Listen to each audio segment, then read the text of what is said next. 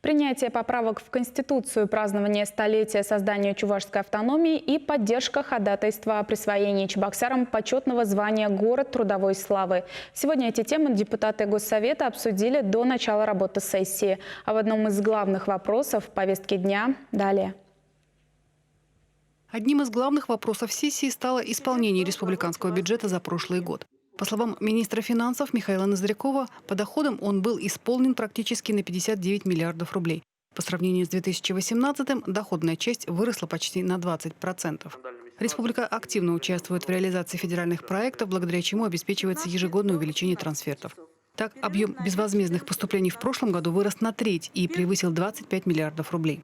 Республиканские расходы составили почти 55 миллиардов. Более 30% из этой суммы было выделено на образование.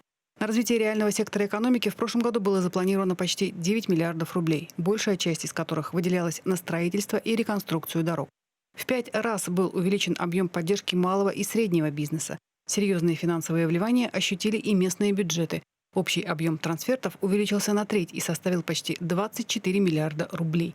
На 20% удалось снизить государственный долг республики. По словам министра финансов, по размеру госдолга в расчете на одного жителя Чувашия входит в тройку лидеров в Приволжском округе, имеющих наименьшую долговую нагрузку.